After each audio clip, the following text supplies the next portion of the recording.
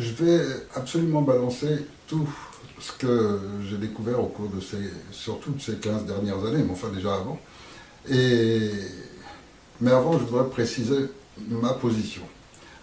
Je m'appelle Eric Furil et je suis un petit peu le porte-parole d'un groupe de citoyens qui comprend depuis toutes sortes de gens, des femmes, des hommes, de toutes religions, de tout niveau social, de toute profession. Il y a des avocats, des agriculteurs, des ouvriers, des chômeurs, toutes sortes de gens.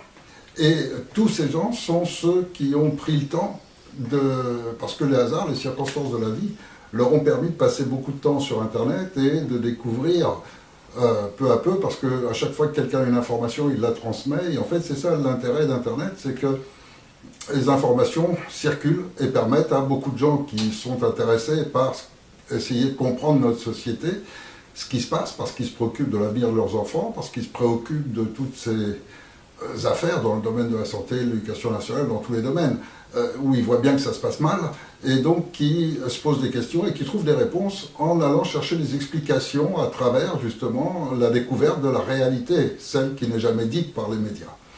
Et donc parmi ces gens, ceux qui sont le mieux informés, ceux qui sont vraiment conscients de ce qui se passe en France, se sont réunis sous forme d'un conseil national de transition, et ces gens sont aujourd'hui les plus aptes à savoir ce qu'il faut faire dans un pays comme la France, à savoir ce qu'il faut faire, sans compter qu'ensemble ils ont toutes les compétences. Il y a des magistrats, il y a des avocats, il y a des policiers, des gendarmes, il y a des médecins, il y a vraiment toutes les professions. Donc dans tous les domaines, à partir du moment où on a la connaissance de la situation réelle, on sait par raisonnement ce qu'il faut faire pour réagir. Alors que si on n'a pas les informations, même si on est hyper intelligent, si on n'a pas les informations justes, eh ben on peut pas aboutir à des conclusions justes, c'est évident. Et donc ce Conseil national de transition, c'est la seule forme légale reconnue en droit international qui permet à un peuple qui est sous dictature de pouvoir exister, d'avoir une existence qui soit légitime. Et donc, il y a plusieurs pays dans le monde qui ont viré leurs dirigeants. Ça a été le cas en Islande, ça a été le cas au Yémen, ça a été le cas... Donc, en Afrique, en ce moment, il y a plusieurs pays où il y a des gens qui se révoltent contre une forme de dictature, déguisée ou dictature franche, bien posée. Et ces gens qui se refusent à la dictature, alors se réunissent, et la forme légale pour qu'ils se réunissent, c'est ce qu'on appelle un Conseil national de transition. Et donc, en France, il y a un Conseil national de transition parce que nous sommes en dictature sous deux aspects. L'un qui est l'aspect purement juridique, et donc là c'est démontré dans tous nos documents, et n'importe qui peut aller vérifier, etc. Il est clair qu'à partir du moment où des gens annulent la constitution d'un pays, annulent ses règles, alors ça devient une dictature, puisqu'il n'y a plus qu'eux qui peuvent faire la loi et faire ce qu'ils veulent. En dehors de toutes les lois, il n'y a plus rien qui compte que leur décision, leur choix. Et leur loi dont ils sont à l'abri, pour eux personnellement. Et donc, ça c'est une forme de dictature sur le plan juridique. Après, on l'est sous une forme de dictature pure, quand on déclare un état d'urgence qui autorise à bafouer et à annuler tous les droits de l'homme. Or, c'est ce que nos dirigeants ont fait. Et sous des prétextes qui n'ont jamais été justifiés. Et ça, je vais y revenir. Alors, pour en venir à mon sujet, je vais d'abord commencer par expliquer comment j'ai acquis cette particularité d'avoir cette connaissance d'un certain monde, et en particulier du monde politique, et de tout ce qui gravite autour. C'est, encore une fois, c'est les circonstances, c'est le hasard, qui font que au début de ma vie professionnelle, j'ai été amené à travailler d'abord pour un groupe qui s'appelle Sodiva, qui était une filiale d'un groupe Rothschild. Et à ce moment-là, à cette époque-là, il est bien évident que personne n'avait dans l'idée de tout ce qu'on sait aujourd'hui. Donc, pour moi, c'était juste le moyen, parce que j'avais une volonté par rapport à ma jeunesse, qui était celle de gagner le maximum d'argent possible, d'avoir une vie sociale la plus élevée que possible, et rouler en grosse voiture, etc. Enfin voilà, j'étais comme ça.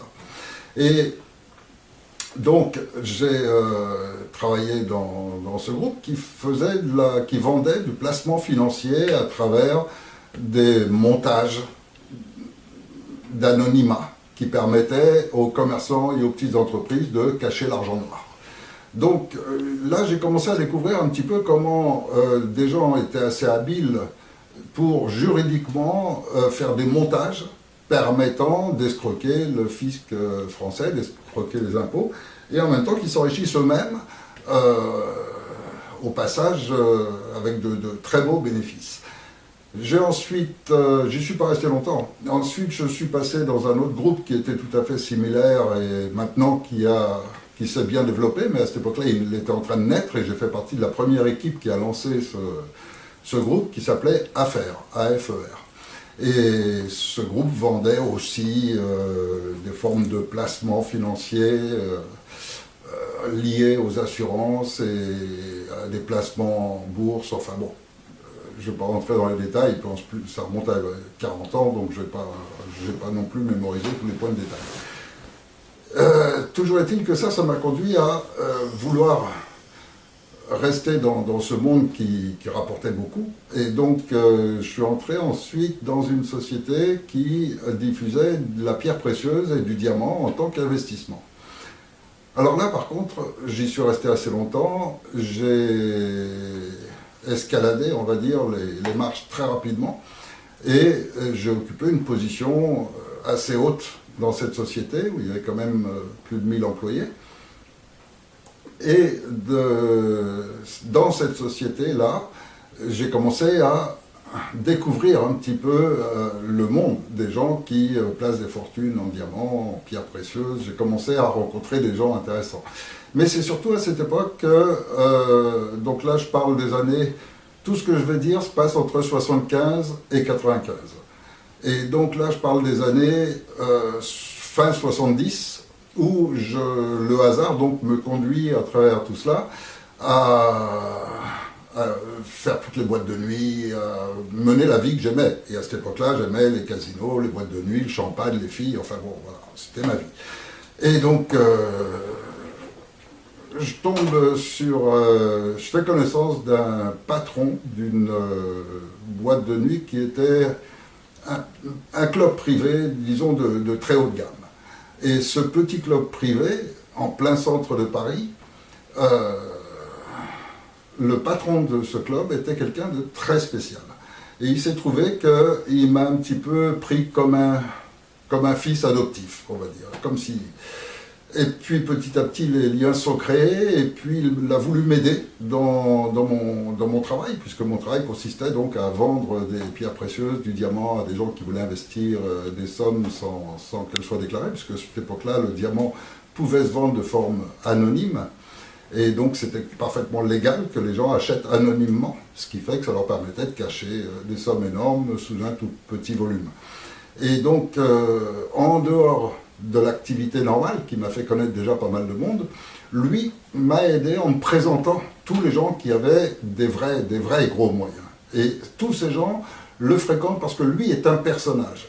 C'est vraiment un personnage exceptionnel. C'est un type qui a fait une fortune durant la Résistance, qui a aussi travaillé a priori au SDES, c'est-à-dire au service secret français, qui était lié à des gens durant la guerre, qui fait qu'il avait énormément de dossiers sur beaucoup de gens. Beaucoup de gens qui sont devenus des politiciens importants, qui sont des membres du gouvernement, qui sont placés un peu partout en France, et sur qui lui avait des dossiers. Parce qu'il faut se rappeler quand même que pendant la guerre, la plupart de tous les hauts personnages, hauts fonctionnaires, politiciens, etc., étaient tous du côté collaborateurs. Et c'est seulement dans les derniers mois, quand ils ont vu que le vent tournait, qu'ils ont tous retourné leur veste. Seulement certains avaient des informations, certains ont constitué des dossiers, certains ont vu tout cela, certains... Et on connaît un peu des criminels qui ont été protégés par Mitterrand, par Giscard, par... bon, je ne vais pas revenir sur tous ces détails-là qui n'ont pas une importance majeure, mais en tous les cas, lui était un personnage parce que d'abord, il avait donc toutes ces relations. Il était, en plus, c'est quelqu'un qui, de par sa nature, son comportement, est quelqu'un qui parle jamais, ne dévoile jamais, ne trahit jamais, c'est un homme droit, loyal, avec des règles, et qui avait aussi quelques dons en matière de musique. Il a composé pas mal de musique que les gens connaissent, écoutent, des musiques fameuses, des génériques, même de trucs sportifs, etc. Ce sont des musiques qu'il a composées lui. Et il a tourné dans pas mal de films aussi, toujours dans des petits rôles, mais bon, il y a des films qui ont été tournés dans sa boîte aussi, qui sont... son établissement est un établissement célèbre pour les gens du showbiz du monde entier. Donc il avait réellement un contact extraordinaire avec tout le monde du showbiz, tout le monde politique et tout le monde des malfrats. Donc ça fait quand même tout un monde, mais un monde qui est pas séparé, contrairement à ce que tout le monde imagine. Parce que le grand public français, il se dit, il y a les politiciens, ils sont en costume, ils sont en cravate, ça c'est les gens bien. Et puis il y a les voyous, ça c'est les gens mal. Et c'est pas vrai, c'est pas comme ça que ça se passe. En réalité, tous ces gens se retrouvent ensemble. Et on se retrouve dans des circonstances où tous ces gens s'accordent parfaitement, trouvent des intérêts communs, etc. À quoi Pasqua, par exemple, doit sa réussite? Eh bien, Pasqua a une réussite extraordinaire parce que c'est un chef de bande de mafia corse, et rien d'autre. Et il fait partie de toute une famille. Il y avait Achille Peretti, enfin bon, ils sont très nombreux, d'ailleurs ils ont aidé Sarkozy à arriver. Mais tout ça, c'est une mafia. Et une mafia qui a des pouvoirs et des moyens absolument gigantesques. Et qui est liée directement à la haute politique. Et tout ça par un lien qui réunit absolument tout le monde, qui est la franc-maçonnerie. La franc-maçonnerie, c'est très discret. On en entend très peu parler. Quand j'étais jeune, j'ai eu plusieurs fois des propositions d'y participer. Je n'ai jamais accepté quoi que ce soit. Mais disons que c'est un monde très fermé et surtout très protégé. Et la manière dont il se protège, elle est simple. C'est un monde, on peut dire le mot, c'est un monde satanique réellement, mais ils sont très peu. C'est-à-dire que s'il y a 120, 130 000 francs-maçons en France, il n'y en a même pas 2-3 000 qui sont réellement de la vraie haute franc-maçonnerie. Tout le reste, c'est le bouclier. Ce sont des braves gens, ce sont les maires de village, les huissiers, les médecins, tout ça. Et puis de père en fils, on est francs-maçons. Et puis les loges, il y a plein de loges qui font du petit travail, d'étudier, faire des devoirs sur la religion, sur un petit peu tous les domaines. Et tout ça, c'est la grande masse chargée de cacher les réalités qu'il y a derrière. Et ces réalités derrière, on ne les trouve pas facilement. Alors on en a des aperçus au tout début du siècle dernier, quand il y a eu cette tentative de phagocyter l'armée française, qui a échoué à cette époque-là.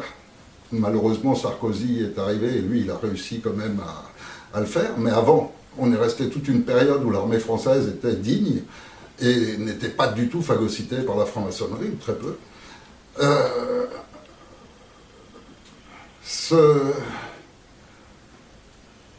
Ce monde de la franc-maçonnerie, on le retrouve ensuite pendant la guerre, où là encore, on a vu comment ça fonctionnait réellement avec les principaux maîtres, tous les très hauts gradés de la franc-maçonnerie française, qui étaient particulièrement protégés par le gouvernement allemand, qui étaient ensuite protégés par De Gaulle, et qui sont restés, etc.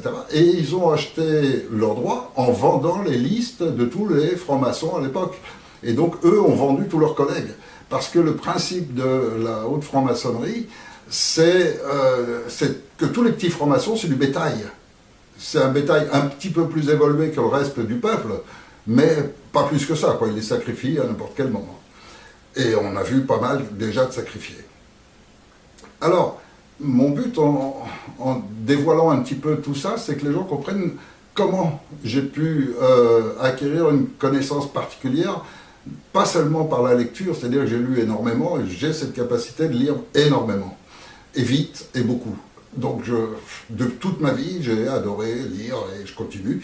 Et donc, on acquiert beaucoup de connaissances par ça. Mais si, en plus, ces connaissances, on les oriente selon le sujet d'intérêt, donc quand on découvre la franc-maçonnerie, quand on est jeune, on veut savoir un peu de quoi ça parle, on commence à acheter quelques bouquins, on commence à se renseigner, on commence à étudier les histoires classiques, depuis Léo Taxil avec le docteur Bataille, et puis tous les montages qui ont été faits au cours des 2 derniers siècles, etc. Donc là, c'est pour comprendre concrètement qu'est-ce que la franc-maçonnerie spéculative, comment ça fonctionne, pourquoi il y a des divisions avec le Grand Orient qui refuse toute religion, enfin, tout ce schéma-là est un schéma qu'on découvre par les livres.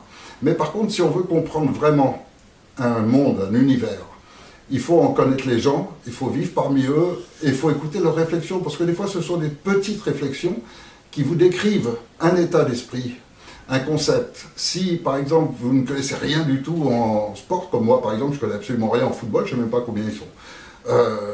Eh bien, il suffit d'aller vivre avec ces gens-là et des petites réflexions qui vont se faire de l'un à l'autre, qui paraissent insignifiantes, mais petit à petit qui vous plongent dans le bain, qui vous immergent dans leur univers et vous acquérez petit à petit leur concept. Vous les comprenez donc beaucoup plus profondément que celui qui reste étranger.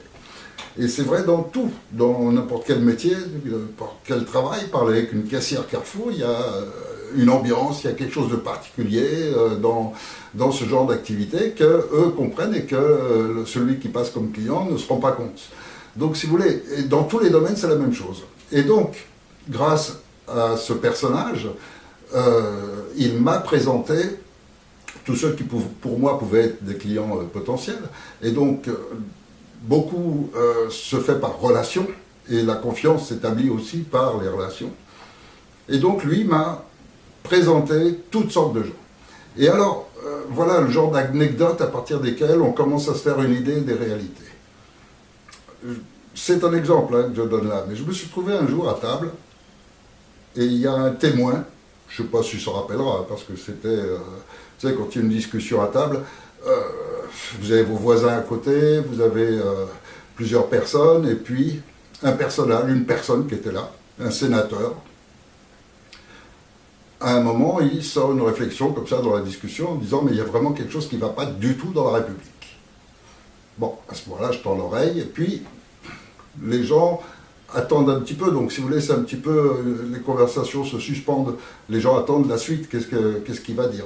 Et donc là, je tends l'oreille particulièrement, et juste à côté de moi, il y avait Johnny Hallyday. Et donc, je crois qu'il a entendu aussi cette réflexion, et il me semble, puisqu'on s'est croisé du regard, il me semble qu'il a eu la même réaction que moi. Donc en se disant, un sénateur qui dit, tiens, la République, il y a un truc qui ne va pas, et alors donc on l'écoute, et le titre nous explique qu'il a dû attendre presque 3 mois pour qu'on remplace son chauffeur dont il n'a pas besoin par une gouvernante qui, elle, lui manque parce qu'il avait 3 domestiques et avec ça il ne pouvait pas s'en sortir. Bon. Et quand on est avec ces gens-là, ce genre de réflexion, ça vous fait prendre conscience d'un autre univers. Ça vous fait prendre conscience de gens qui, pour eux, leur valeur républicaine, c'est leur domestique, c'est le chauffeur, c'est les voitures de luxe, c'est l'argent qu'on touche sur les paradis fiscaux, parce que tous vivent avec de l'argent qui n'est jamais de règle. Alors, à part un débutant, à part un nul, à part quelques-uns, mais les grosses commissions, celles qui touchent des laboratoires de santé, celles qui touchent toutes les sociétés qui sont intéressées par le marché français, etc., et qui ont besoin de lois pour vendre leurs trucs, etc., ça, c'est des très grosses commissions, et c'est toujours perçu à l'étranger. C'est pour ça qu'ils ont tous beaucoup de biens à l'étranger. Et donc, si vous voulez, ce genre de petites anecdotes, ça vous fait prendre conscience d'un monde, d'un univers, d'une façon de penser de ces gens-là. Après, de l'un à l'autre, on fait connaissance, on sympathise un peu, on prend un verre, on en connaît un autre, qui vous présente un autre, etc. Parce qu'il est évident qu'à table et à cette époque-là, j'étais pas moi le petit jeune, parce que j'ai toujours eu cette particularité d'être en relation et en amitié, souvent avec des gens de 15-20 ans de plus que moi. J'étais toujours plus avec des gens beaucoup plus âgés que moi. Et j'ai toujours paru beaucoup plus âgé que je ne le suis. Or, il se trouve que dans ces gens qui m'ont été présentés, donc j'ai connu beaucoup de gens du showbiz, qui sont devenus d'ailleurs des amis, des très bonnes relations, beaucoup de gens de la politique, dont j'ai jamais eu un seul ami, parce que ces gens m'ont toujours répugné, et un autre univers à travers un autre personnage que j'ai connu aussi, qui était un ancien du SAC, et qui lui m'a fait découvrir le club des Saints-Pères.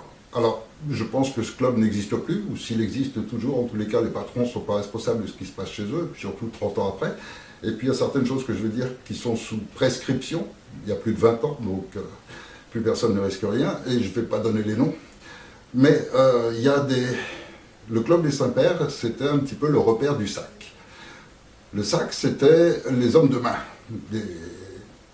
des tueurs, tout ce qu'on veut, enfin des gens capables de tout. Et là-dedans, donc, ce type m'introduit et me fait connaître d'autres gens, etc.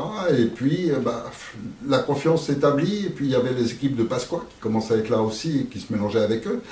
Et donc, il y avait énormément de liens entre le SAC et la mafia corse, qui tient à Paris essentiellement tous les clubs de jeu. Donc, il y a non seulement les cercles de jeux officiels, les multicolores, les petits casinos, etc. Il y en a partout, il y en a pas mal à Paris, et ça c'est exclusivement le monde corse. Et puis il y a les clandestins. Les clandestins, il y a un petit peu qui appartiennent aux Corses, et beaucoup qui appartiennent un petit peu à différents clubs, mais là il y a des affaires de raquettes entre eux, il y a sans arrêt des luttes, et puis ils contrôlent aussi la prostitution. Mais là, encore une fois, avec les Corses sont de moins en moins, ils ont petit à petit abandonné ce marché. Et tous les bars américains, etc. à Paris, c'est tout un univers qui à cette époque-là appartenait encore pour au moins 70-80%, en tous les cas tous les clubs les plus chics, appartenaient essentiellement aux Corses et au SAC. Et puis là-dedans, on rencontre aussi, liés avec eux, des voyous célèbres.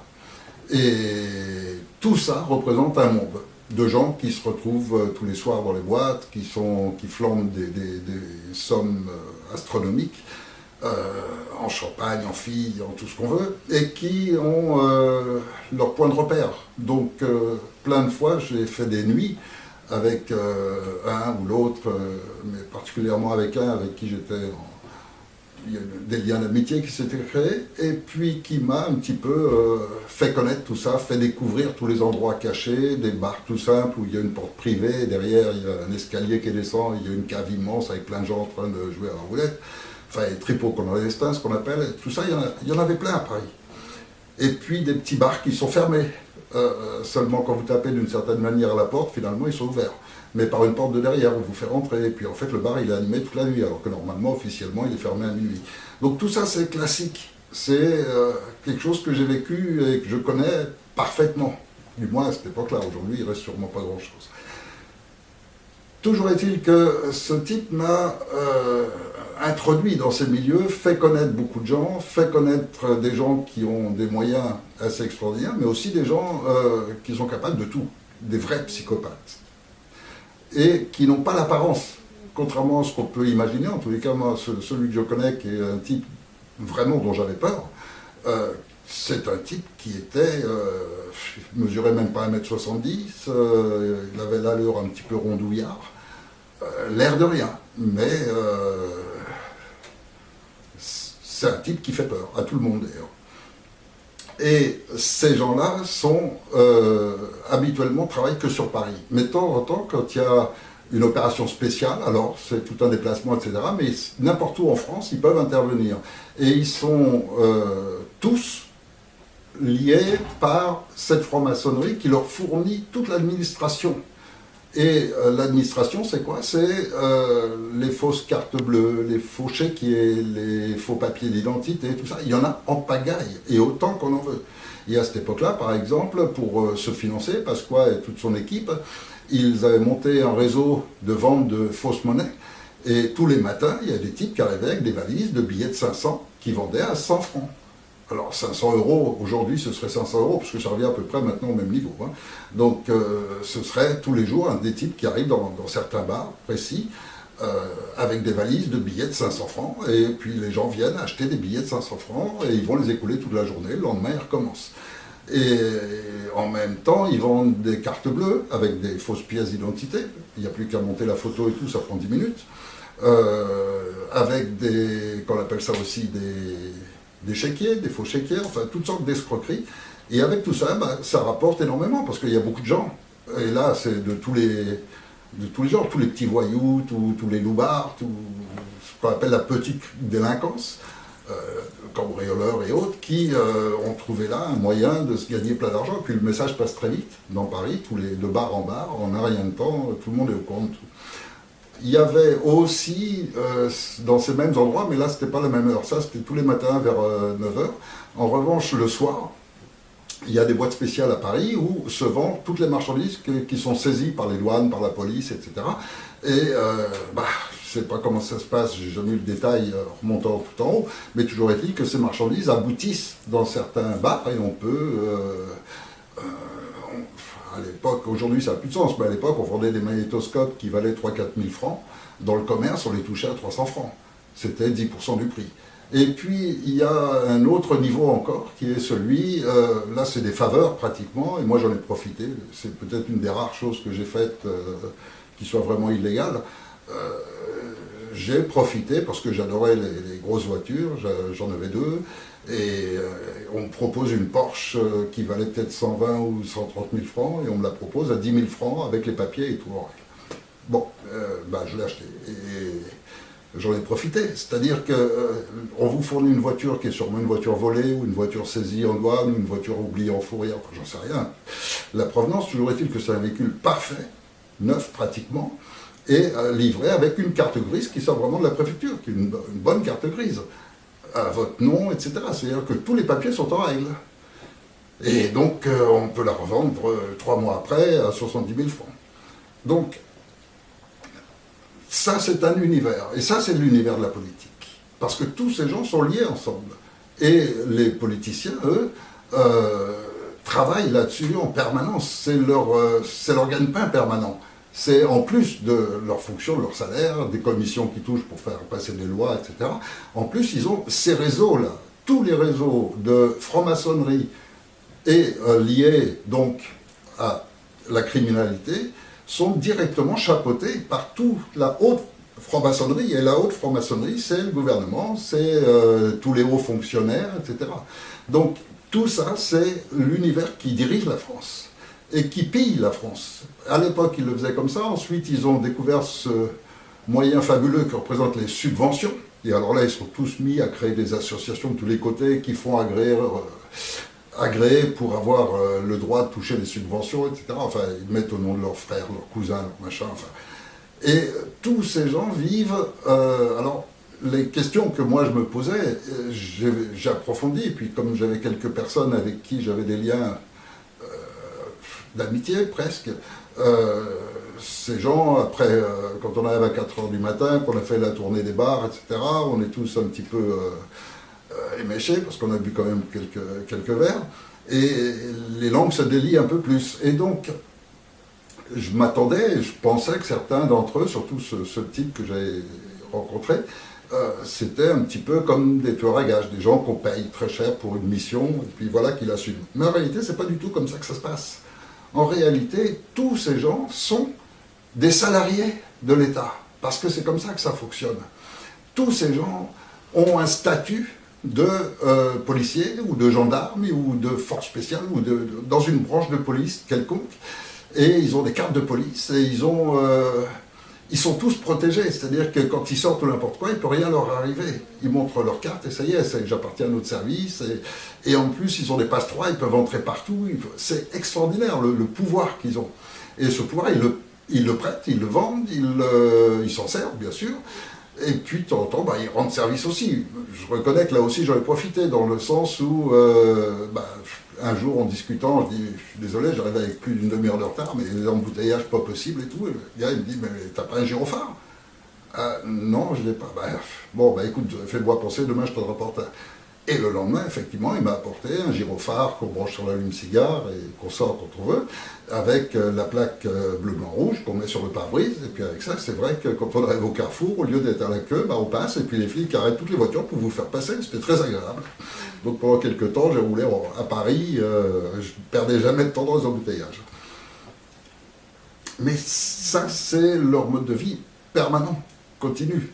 Moi, ça a été une période courte de ma vie, ça a été une période où j'étais témoin, je découvrais un univers, mais ce sont des gens qui vivent comme ça en permanence, c'est leur mode de vie. Et donc tous les après-midi, ils vont jouer au boule au bois de Boulogne, ils vont jouer aux cartes, etc. Ils ne font rien, ils ne travaillent pas. Et puis de temps en temps, ils ont une mission, alors là, ils vont la faire.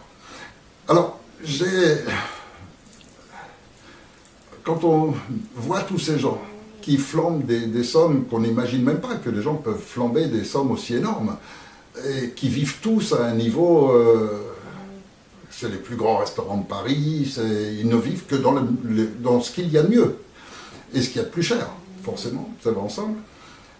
Quand on est avec ces gens-là, d'abord c'est dur de suivre leur rythme, même si moi à cette époque-là je gagnais énormément d'argent, je gagnais vraiment très bien ma vie. C'est pas facile de suivre leur rythme, mais en plus, on est quand même étonné de voir que ces gens ne font rien, ne travaillent pas, sont en permanence réunis ensemble, tous les après-midi ils jouent aux cartes, ou ils jouent au boule, etc. Après c'est l'apéritif, et puis là commence la nuit. Et la nuit, c'est là que tout se passe. Et la nuit, c'est les marchés, c'est les échanges, c'est les rencontres, c'est un univers très spécial. Il y a un univers dans lequel on retrouve systématiquement toujours les sénateurs, les députés, les trucs. Quand on veut en savoir un peu plus, eh ben on vous emmène dans les boîtes spéciales pour eux. Alors, pour les députés, ambassadeurs et membres du gouvernement, ils avaient monté une boîte à Partouze, juste à côté de l'Élysée, une petite rue juste en face de l'Élysée. Pour les députés, pour les jours de l'Assemblée nationale, il y avait un bar précis à Paris qui se trouve aussi tout près de la rue Saint-Honoré. Et c'est une petite rue qui part de derrière la Madeleine et qui arrive rue Saint-Honoré. Donc beaucoup de gens de cette époque-là ça connaissent ou ont entendu parler, en tous les cas les députés, oui c'est sûr, puisque c'était leur lieu de rendez-vous. Quand il n'y a pas la caméra de télévision en train de filmer, ils ne sont pas à l'Assemblée bien sûr. Et donc la plupart étaient dans cette boîte-là, qui était bon, il y en avait d'autres, mais celle-là c'était vraiment la plus importante. En plus il y avait 10 ou 15 filles dedans, donc c'est une boîte assez importante, et la patronne était personne qui savait recevoir des députés, des gens importants. Et donc les mecs ils passent leurs après-midi là-dedans, entre les filles, le champagne, les partouzes, etc. C'est leur mode de vie continuel. Et moi étant introduit dans tout ce monde-là, je gardais une réserve, mais en même temps j'ai quand même fait des connaissances. Et j'ai aussi entendu des gens, j'ai aussi assisté à des affaires, parce que comme j'étais dans le monde des affaires et certains plaçaient de l'argent à travers moi, forcément j'ai su un peu mieux de leurs affaires. Et c'est comme ça que j'ai vu, par exemple, comment ils rackettaient des entreprises. Il y avait une grosse boîte d'électronique qui avait déposé des brevets, il leur fallait de l'argent, etc. Et alors là, c'est une autre équipe, parce que tous ces gens-là qui nous apparaissent séparés, en réalité, ce sont les mêmes équipes. Les mêmes équipes qui fabriquent des faux billets travaillent aussi bien pour Mitterrand que pour Chirac que pour Giscard d'Estaing. C'est les mêmes. Ils s'en fichent complètement, il n'y a pas de notion de gauche-droite. Tout ça, c'est pour le public. Ça n'existe pas en réalité. Et donc, ce sont que des machines à fric. Alors, il y a un journaliste que j'ai connu à cette époque-là qui s'appelle Jean Montaldo, qui habitait dans le 92, si ma mémoire est bonne, du côté de Courbevoie. Qui était un type super, et qui a fouillé, et qui un beau jour a sorti un bouquin, et qui révélait toutes les escroqueries de Mitterrand. Et il se trouve que la société pour laquelle je travaillais était une des premières qui était citée dans son livre, qui est dans les affaires Urbac-Raco. Alors si les gens cherchent l'Union Diamantaire, l'Urbac-Raco, et puis les autres sociétés qui ont été rackettées, moi j'ai su comment ça s'était passé là où j'étais, donc chez les Diamantaires, où le dirigeant de la société avait fait un accord avec Mitterrand pour lui obtenir la garantie que Mitterrand ne toucherait pas à l'anonymat. Il y avait une loi qui disait que les gens qui achètent du diamant en investissement peuvent l'acheter de manière anonyme. Et donc, c'était important pour la société que cette loi soit maintenue et que la protection de l'anonymat soit maintenue pour les clients, parce que c'est ce qui nous permettait justement d'inciter les gens à cacher leur argent. Et c'est comme ça que l'affaire fonctionnait bien. Or, la société a financé donc Mitterrand et sa compagne. Et dès que Mitterrand a été élu, il a fait passer une loi pour interdire l'anonymat sur le diamant, pour limiter les sommes qu'on peut payer en espèces, et il a lancé un contrôle fiscal sur la société pour la couler. Donc ça donne l'image, l'esprit de ce qu'est un politicien. Ce sont tous des crapules finis, ce sont tous des gens, ils sont crapuleux, c'est vraiment le terme. Ce sont des gens qui sont toujours prêts à chercher le moyen de voler un peu. Et puis qui n'ont aucun ami, aucune parole, aucune droiture. Ils sont toujours prêts à trahir. Et donc, je vais parler aussi des officines de Chirac, parce que durant cette période, Chirac avait monté un paquet d'officines avec Pasqua. Là. Ils avaient monté un truc assez spécial qui coulait beaucoup. Ils ont coulé un paquet d'entreprises à Paris. Le principe, ça consistait, dans les loges francs-maçonnes, il y a toutes sortes de gens. Et là, ils avaient établi un contact avec un banquier du côté de... C'était dans le 78, vers je sais plus, Saint-Remy-les-Chevreuses. Voilà, dans ce coin-là, donc il y a une loge franc-maçonne. Et là s'établissent donc les contacts, et c'est à partir de là qu'avait été monté un schéma qui consistait à aller voir des entreprises et à leur proposer de l'argent. Alors si vous allez voir un chef d'entreprise qui vient de déposer des brevets ou qui veut lancer un nouveau marché ou n'importe quoi, il y a toujours des problèmes de trésorerie. C'est le principe même de fonctionnement des entreprises. Elles sont souvent justes en trésorerie. Et en l'occurrence, là, il y a des types qui arrivent en disant « on a plein d'argent à placer, on sait que ça pourrait éventuellement vous servir et nous, on veut juste placer l'argent. » Bon, le chef d'entreprise, quand on sait, ça l'intéresse, bien sûr. Et le principe, ça consistait à préparer le marché, savoir un petit peu les sommes dont on parlait. Alors imaginons par exemple qu'un chef d'entreprise a besoin de 100 000 euros, ou 100 000 francs à l'époque. Alors en ce moment-là, on lui disait oui, mais alors il n'y a pas de problème, simplement une chose, c'est que la société qui va investir dans la vôtre n'émet que des traites de 200 000 euros. Donc on va vous donner une traite de 200 000 euros que vous allez encaisser à la banque, et vous nous restituerez 100 000 euros dont vous n'avez pas besoin, puisqu'ils ne sont pas prévus pour vous. Et donc là, le chef d'entreprise, il se dit, bon, ouais, mais alors je veux être sûr que la traite va bien être payée, etc. Parce qu'une traite, c'est pas un chèque.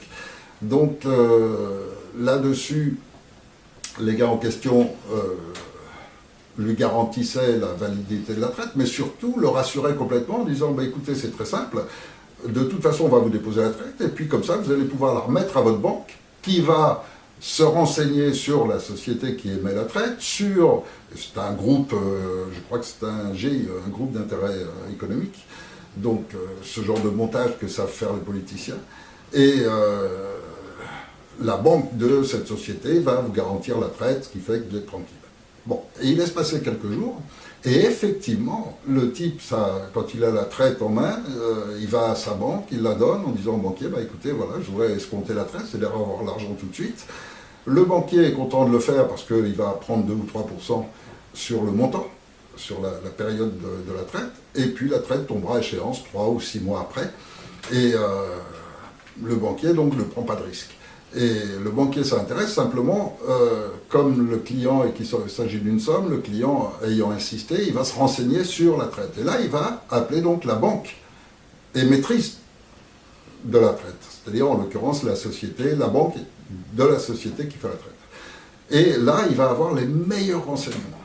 Pourquoi? Parce que le banquier de cette banque-là, il n'y a que de cette banque-là que sortent toutes les traites. Et ce banquier fait partie de la loge franc-maçonne. Il est complice, le montage a été fait avec lui au départ. Donc lui, quand il reçoit le coup de fil de son collègue, il garantit qu'il n'y a aucun souci, que c'est une société en béton, qu'ils font plein de traites et que 200 000 francs, c'est presque rien pour eux, etc., et qu'il n'y a pas de souci. Ce qui fait que la traite est encaissée, ce qui fait que quelques jours plus tard, les types reviennent en disant « bon, maintenant, il faut nous faire un chèque de 100 000, il faut nous rendre la différence ». Le patron, ayant sur son compte les 200 000, est complètement rassuré, il fait le chèque de 100 000, et 6 mois plus tard, il n'a plus d'entreprise à écouler, parce que la banque reçoit la traite impayée et réclame 200 000.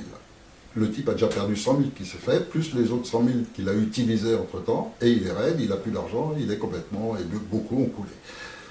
Donc ça, c'est un montage, mais il faut penser qu'il y a des dizaines de types qui circulent dans tout Paris, et qui ramassent tous les jours 2-3 clients de cette sorte. Donc ça fait des sommes absolument énormes. Et ça, c'est le réseau dont profitent alors, tous les types qui savent le faire, c'est-à-dire qui ont de la présentation, qui ont le langage, qui savent le faire. Et là, on trouve donc tous les malfrats qui ont un peu de classe, pas beaucoup de Corses, c'était pas trop leur milieu, leur monde, mais tous les malfrats classiques, on va dire, et petits voyous, etc., qui travaillent là-dessus. Et tout ce monde-là, c'est toujours le même monde. Et donc, quand on se retrouve le soir avec le champagne dans les boîtes, etc., on retrouve les mêmes gens. Et des gens, on ne peut pas imaginer qu'ils se connaissaient. Et en fait, un chef de la mafia corse, il se retrouve en train de dîner avec un sénateur, et puis avec l'autre. Et voilà, tout ça, c'est le même monde. C'est un monde criminel. Et pour donner une petite anecdote, parce que moi-même, à cette époque-là, même si j'avais déjà vu beaucoup de choses, j'ai vu des choses assez étonnantes, comme par exemple des types qui rackettent une boîte, et là, il y a des équipes qui débarquent n'importe où à Paris, les bars qui sont protégés par ces milieux-là, les boîtes qui leur appartiennent, ou qui ont la protection de ces gens-là. La protection de ces gens-là, ça veut dire qu'ils payent tous les mois. Hein. Le principe des chefs de la mafia, de tous ces gens, c'est d'être systématiquement introduits. Donc ce sont des gens qui ont des salaires de fonctionnaires, qui touchent des 3 000 à 4 000 francs par mois, ou 3 000 à 4 000 euros, ça ferait aujourd'hui, qui touchent des 3 000 à 4 000 francs par mois pour ne rien faire, juste pour agir quand il faut. Et qui rackettent les bars, simplement par exemple avec le droit de tolérance. Parce que la plupart des bars de nuit, etc. à Paris, n'ont pas une autorisation de rester jusqu'à 4 heures ou 6 heures du matin. Ils ont une tolérance qu'on peut leur retirer à n'importe quel moment. Et donc par cette peur, par cette menace permanente, ils sont rackettés. Et puis de temps en temps, il y en a qui veulent racketter plus. Donc des bandes qui vont venir d'un autre milieu, qui peuvent être des gitans, qui peuvent être peu importe. Il y a eu à une époque des Yougoslaves, des Albanais, des Colombiens, il y a des bandes qui essayent de racketter à leur tour. Et par exemple, j'ai vu dans une boîte, c'est du direct, là, ce dont je parle, les types sont venus pour racketter, ils étaient attendus, ils ont été flingués, les cadavres sont descendus à la cave, et le patron a appelé le préfet de police. Et lui a parlé comme si c'était une merde. Il lui a dit, écoute, j'ai un problème, j'ai deux cadavres, là, il faut me les dégager, envoie-moi un quart de flic, il faut donner une demi-heure, il n'y a plus rien. Et effectivement, dans la demi-heure, il y avait un quart de flic, et ils avaient embarqué les cadavres, et on n'a plus jamais entendu parler. Et ça, pour eux, c'est la normalité, c'est comme ça que ça se passe. Et des cadavres dans les bars de nuit, dans les discothèques, des trucs comme ça, dont il n'y a même pas eu un entrefilet dans le journal, parce que justement ça s'est passé comme ça, en toute discrétion, il y a des quantités impressionnantes. Et quand on veut en savoir un petit peu plus, donc grâce à ce personnage particulier avec qui j'avais des relations, qui lui était des coups de main, je ne parle pas de celui qui m'a un peu adopté comme un fils adoptif, celui avec qui je sortais particulièrement, qui était du monde corse, il m'a aussi fait connaître un petit peu ce qu'ils peuvent faire. Donc j'avais entendu parler de la tuerie d'Auriol, mais je ne savais pas qui, etc. Et je sais maintenant, après j'ai su qui c'était.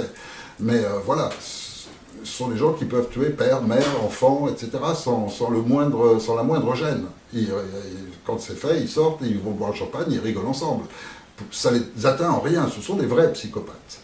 Et ces gens-là sont...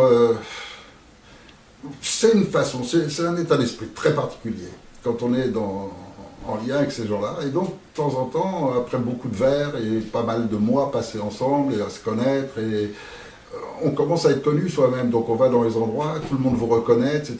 Et vous commencez à être... on ne sait pas qui vous êtes vraiment, mais on sait que vous êtes considéré. Donc on vous laisse... et puis des fois, on vous fait un peu des confidences. Et c'est comme ça qu'un jour, j'ai su par lui qu'il allait y avoir une opération le lendemain.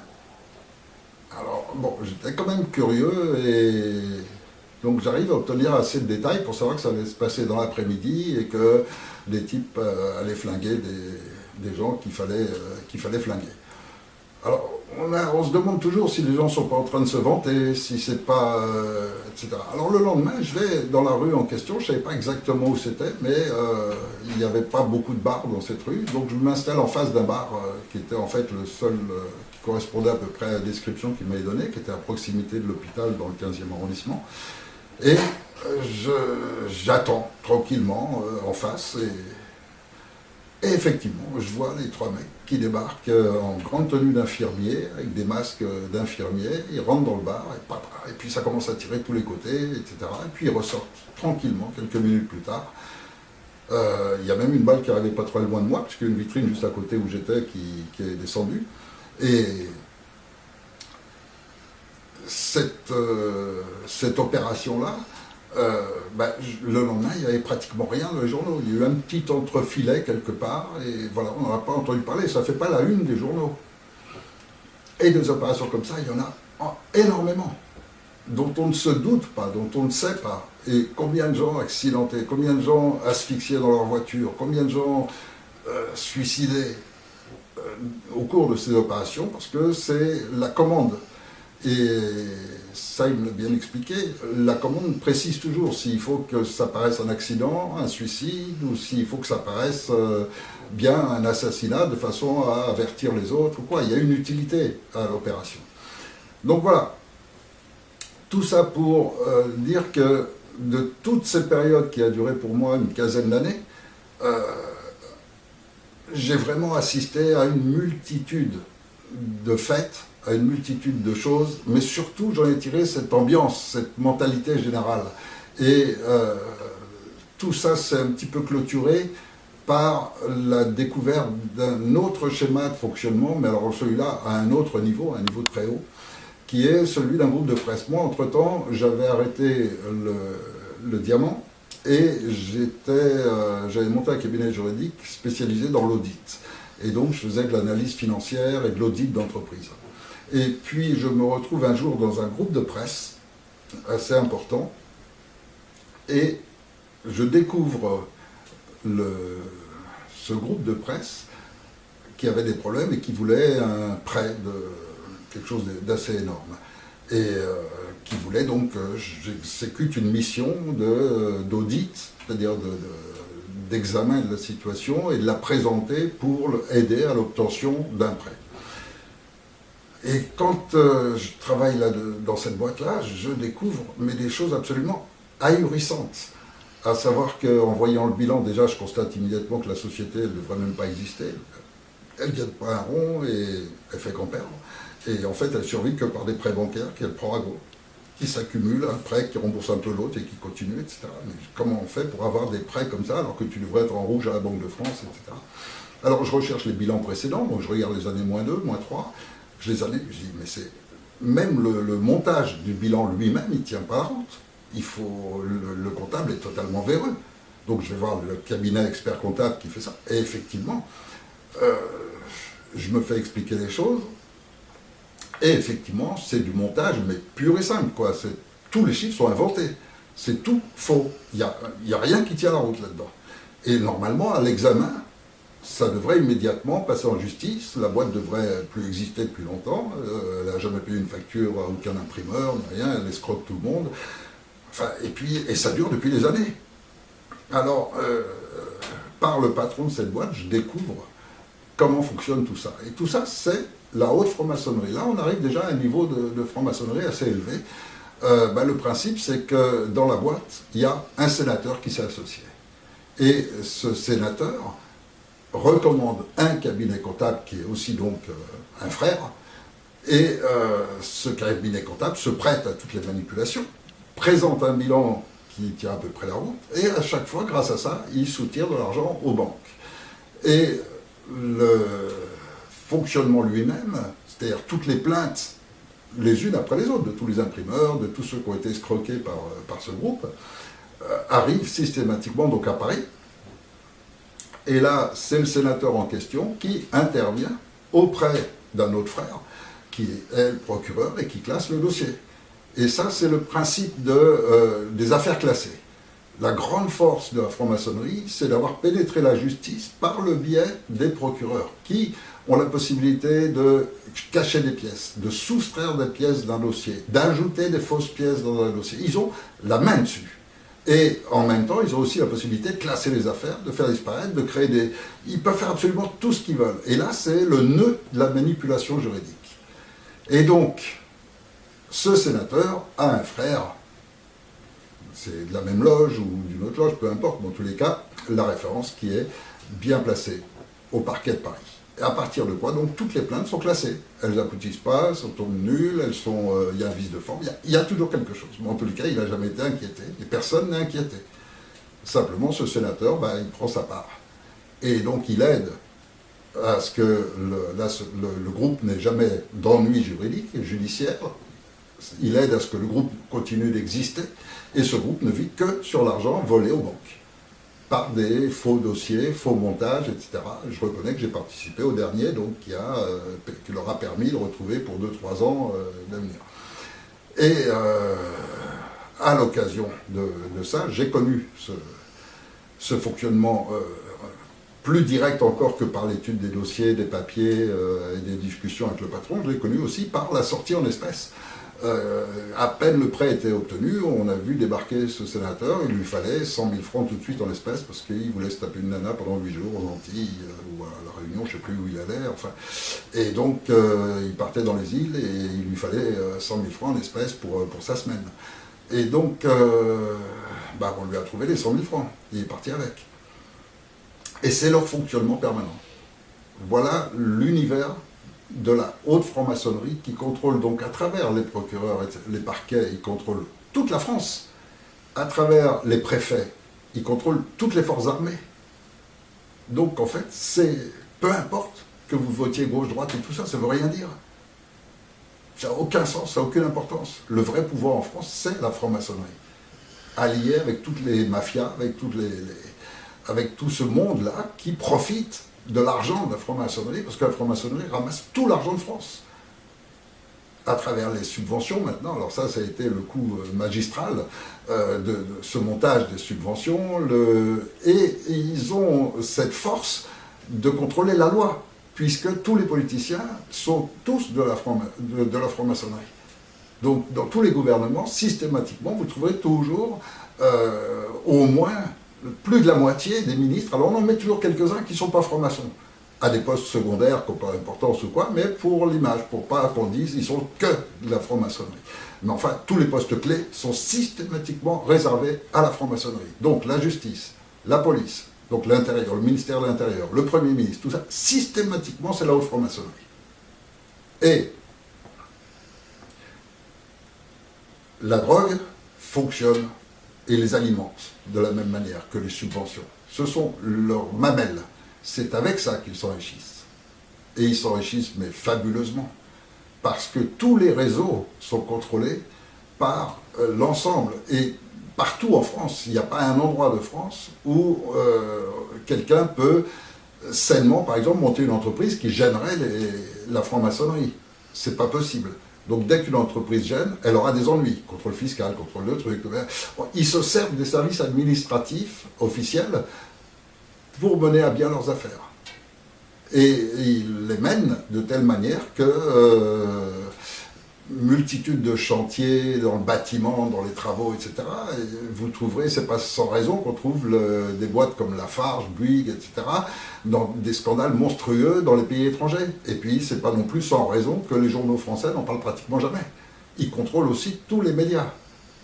Donc, il y a un pouvoir tentaculaire, il y a une pieuvre qui occupe totalement la France, qui a phagocyté toutes les institutions et qui prend elle-même ses ordres d'une pieuvre géante, ce qu'on appelle la pieuvre noire, au Vatican, ils l'appellent comme ça, qui est représentée par le Conseil des 13, le Comité des 300, la haute franc-maçonnerie internationale, qui s'appelle même plus franc-maçonnerie, parce qu'il y a des Rosicruciens, il y a toutes sortes de sectes, et dans tous les pays du monde, il y en a. Donc il y a toutes sortes de sectes qui sont toutes reliées par un groupe qui chapeaute le reste. Mais ça, je vais en parler dans une deuxième partie, plus en détail. Ce que je voulais surtout, durant cette première partie, c'était que les gens comprennent que je n'ai pas un savoir qui vient que de la lecture et que des livres et des archives fouillées, etc. Ça, c'est pour compléter et comprendre mieux les schémas vécus. Mais j'ai avant tout énormément de vécu dans ces milieux-là. J'ai eu plein de politiciens qui ont placé de l'argent avec moi dans les diamants, etc. J'ai des gens proches du gouverneur de la Banque de France. Je ne peux pas citer de nom ni rien du tout. Beaucoup de gens sont sûrement encore vivants, même s'ils ont dans les 80 ou plus de 80 ans. Mais voilà, ce que je sais en tous les cas avec certitude, c'est que le lien direct et l'inclusion de tout le monde mafieux à l'intérieur des services de police et autres, c'est ce qui leur permet de tout faire. Et ils peuvent, en plein jour, enlever une personne, arrêter... Ils font ce qu'ils veulent. Ils sont complètement au-dessus des lois. Tous. Et quand on donne ce pouvoir à quelqu'un, il en profite. Et puis s'il doit en profiter pour remplir des missions qui rendent service à d'autres, eh bien, c'est comme ça que ça se passe. Et tout est permis et ils n'ont aucune limite. Dans la deuxième partie, je vais parler de la haute franc-maçonnerie internationale, de ce qui est en train de se passer au niveau de l'humanité. Mais pour cette première partie, je vais terminer avec les politiciens actuels. Quand il y a eu cette affaire que Jean Montaldo a mis en évidence par son ouvrage, qui s'appelait, je crois, Chirac et les 40 voleurs, ou Mitterrand et je ne sais plus quoi, enfin il a dénoncé Mitterrand, Chirac et autres. Avant, on avait eu les affaires Loukide avec Giscard d'Estaing, et puis les affaires, le pillage du Centrafrique. Donc, des affaires, ça n'a jamais arrêté. Et quand Montaldo a révélé toutes ces raquettes sur les entreprises qu'ont fait les politiciens, tous les partis étaient impliqués, tous les partis raquettaient, que ce soit les partis de gauche, de droite. C'est pour ça que je vous dis, ça n'a aucune différence, et c'est les mêmes bandes qui travaillent pour eux. Donc, qu'est-ce qui s'est passé? Il y a eu tellement d'affaires que beaucoup sont arrivés en justice. Et même s'il n'arrive qu'une sur 10 en justice, ça commence à faire mauvais effet vis-à-vis du grand public. Alors qu'est-ce qu'ils ont fait? Eh bien, ils ont fait une loi. Ils sont tous réunis et ils ont fait une loi pour dire on s'amnistie. Si on veut bien réfléchir au concept, on arrive dans les années fin 80, 90, les affaires se sont accumulées, ils ont volé des milliards aux contribuables et à des grandes entreprises ou des petites entreprises qu'ils ont coulées. Au moment où ils vont passer en justice, ils se réunissent tous en disant on fait une loi comme quoi on est tous amnistiés. Est-ce que des gens normaux peuvent accepter ça? Est-ce qu'on peut concevoir une façon de penser de cette manière? Bien eux, oui. C'est leur mode de pensée. Ils sont d'une arrogance exceptionnelle. Ils se croient absolument tout permis. Ils sont au-dessus des lois. Et ils peuvent donc tout se permettre. Et la preuve, c'est qu'ils l'ont fait. Et personne n'a bronché. Il n'y a pas eu de révolution en France.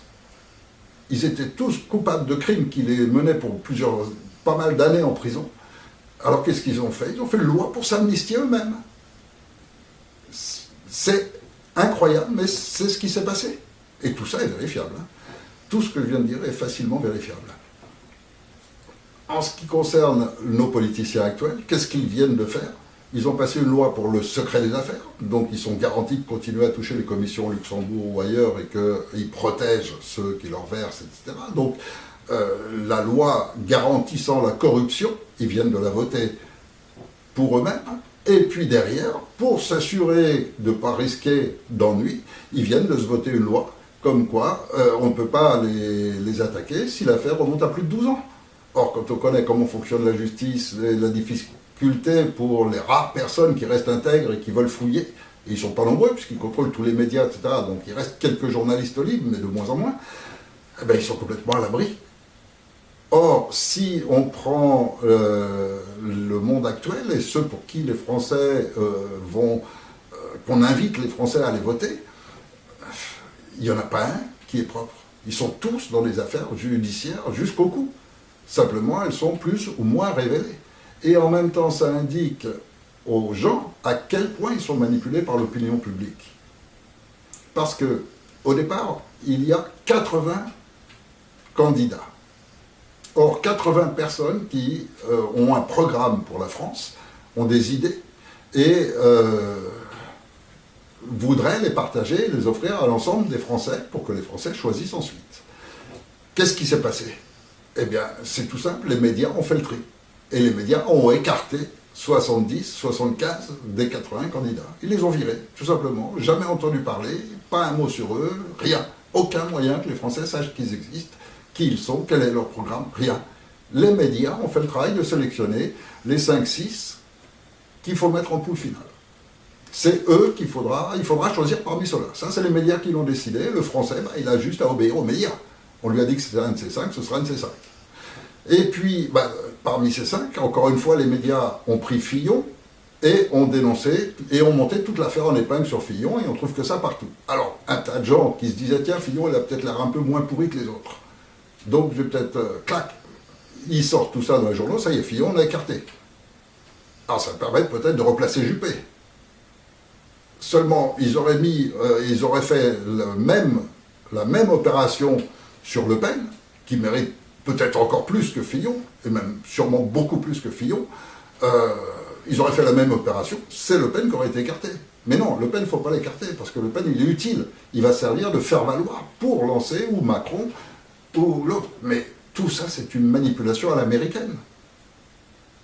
Et quand on voit la campagne de Macron qui est financée par les États-Unis, qui est financée par Rothschild, qui est organisée sur le schéma américain, avec des mensonges de tous les côtés, avec les fausses vidéos, enfin, il suffit de regarder un peu sur Internet, l'imposture Macron, c'est une marionnette montée de toutes pièces, débarquée en peu de temps, et ils nous refont le coup de Sarkozy, quoi.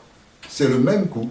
Et on va nous ramener un Sarkozy, un petit roquet qui a l'air de rien, qui fait le gentil et qui va nous achever la France. Parce que là, c'est celle où la France doit être achevée. Là, les gens vont voter pour celui qui doit terminer avec la France. Les gens ne le savent pas encore, et j'en parlerai en détail de ça dans la prochaine vidéo. Et je vais dévoiler encore pas mal d'autres choses beaucoup plus graves. Parce que là, j'ai surtout essayé de l'expliquer comment j'avais cette connaissance globale et comment je pouvais comprendre les concepts, et à travers quelques informations, je vois ce qui se passe derrière, parce que je les connais derrière, et non pas devant. Contrairement au grand public qui, lui, ne voit que ce que la télé ou les médias leur présentent. Le grand public, il les voit costume, chemise blanche, cravate. Moi, je les ai vus déculottés. Ça donne c'est un autre monde. Fin de la première partie.